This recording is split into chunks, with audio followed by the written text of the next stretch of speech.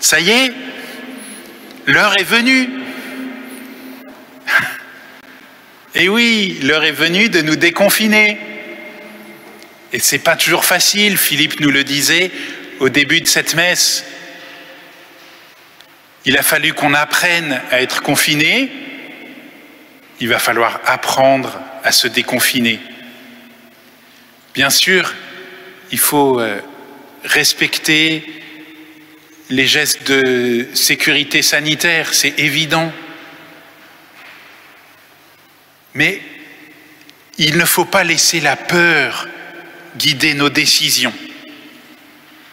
Il y en a certains d'entre vous, vous êtes chez vous, et c'est bien que vous y soyez, et peut-être c'est bien que vous y restiez.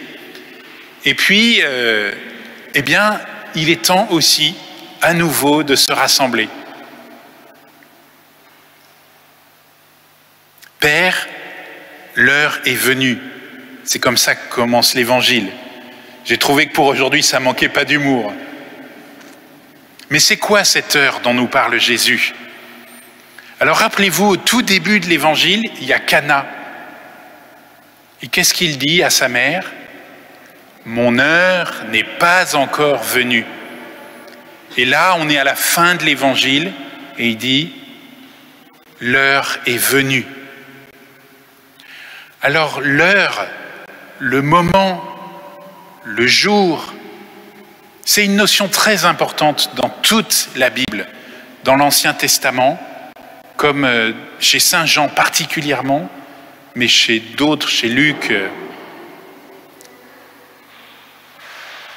C'est ce moment où s'accomplit ce qui est annoncé.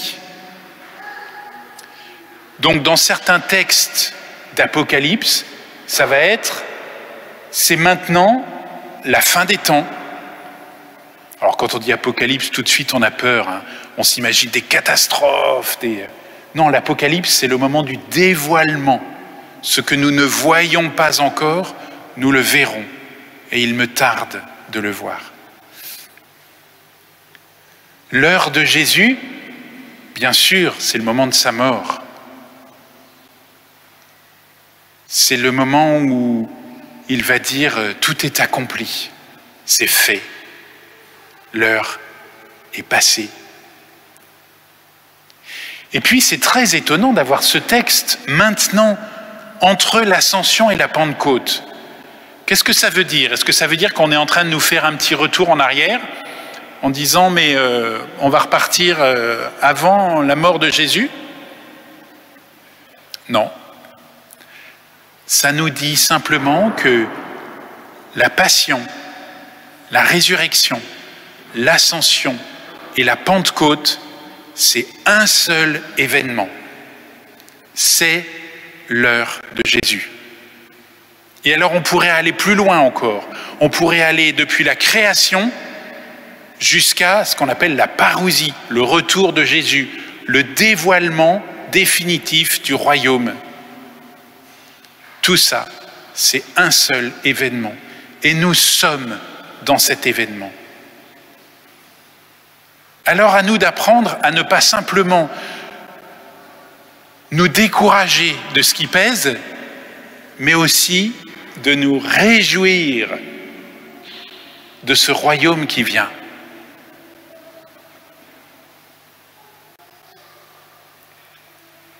De cette vie éternelle qui vient. Or, nous dit Jésus, la vie éternelle, c'est quoi? C'est qu'ils te connaissent. Voilà.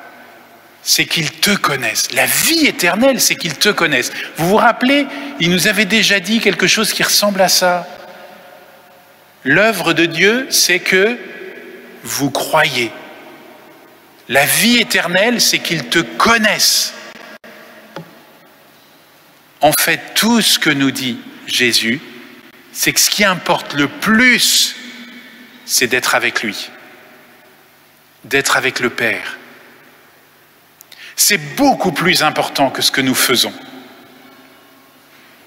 Et nous, peut-être particulièrement dans notre culture, nous sommes toujours à nous demander que devons-nous faire? Et ça, on l'entend dans l'Évangile déjà, hein. Ça ne date pas d'aujourd'hui, hein. Qu'est-ce qu'il faut faire?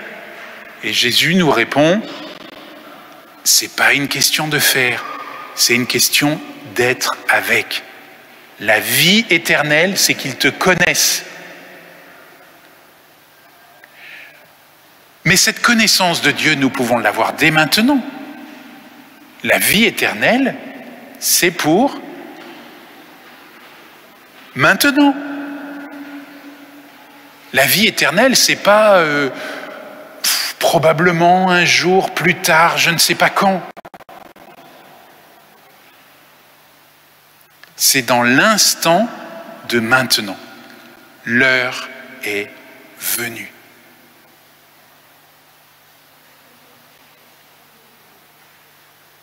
Je voudrais terminer en parlant de l'intercession. En fait, il y a dans cet évangile quelque chose de très étonnant dans ce que nous dit Jésus. À la fin de l'évangile, il dit « Moi, ce n'est pas pour le monde que je prie, mais pour ceux que tu m'as donnés. » Donc, Jésus prie pour des personnes. Il s'agit bien d'intercession, on est d'accord. Qu'est-ce qu'il est en train de nous dire? Comment est-ce que Jésus intercède? Je ne te prie pas pour le monde. Alors bien sûr, on peut entendre « je ne te prie pas pour cette course à la gloire, à l'honneur, au pouvoir, à l'argent ». Mais ce n'est pas exactement ce qu'il est en train de dire. Il est en train de dire « je ne te prie pas pour le monde entier, je prie pour les 12. » Waouh! Il est en train de nous montrer que son intercession, elle est pour ceux qui sont autour de lui. Car il sait que si ceux qui sont autour de lui vivent le royaume, alors eux-mêmes seront des sources de royaume pour d'autres qui sont autour, qui eux-mêmes sont sources de royaume pour d'autres qui sont autour. Et c'est ainsi que le monde va se convertir. Qu'est-ce que ça veut dire sur notre intercession? Eh bien, probablement une invitation à être précis dans ce que nous demandons, et notamment précis sur des personnes. Parfois, il m'arrive de prier pour la paix dans le monde. C'est pas mal. C'est pas très précis pour ce qui est des 12. Et puis parfois, ça peut être l'expression de ma peur. En fait, j'ai pas envie qu'il y ait une nouvelle guerre mondiale. J'ai pas envie qu'il y ait de nouveau des conflits. Donc, parfois, je peux être tenté de prier pour la paix dans le monde, mais quelque part, ça me débarrasse de mon investissement dans le monde.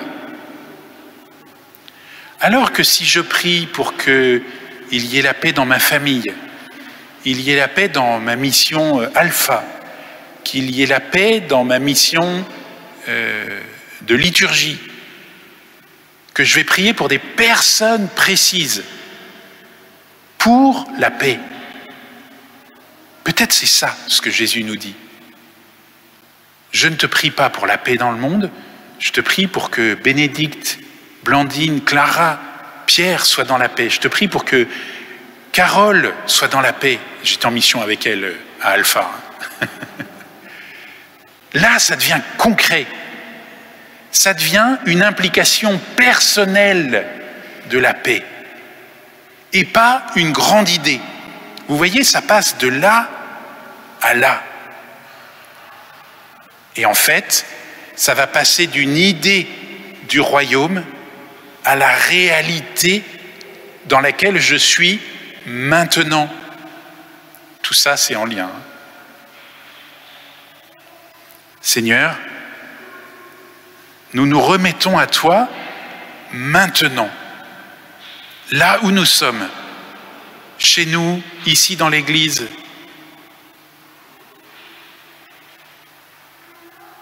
Donne-nous de t'accueillir,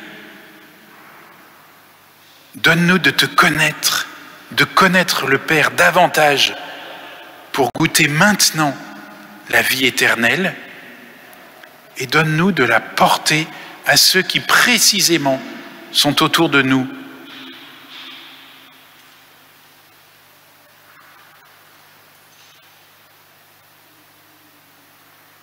Saisis par le Christ pour faire des passionnés du royaume.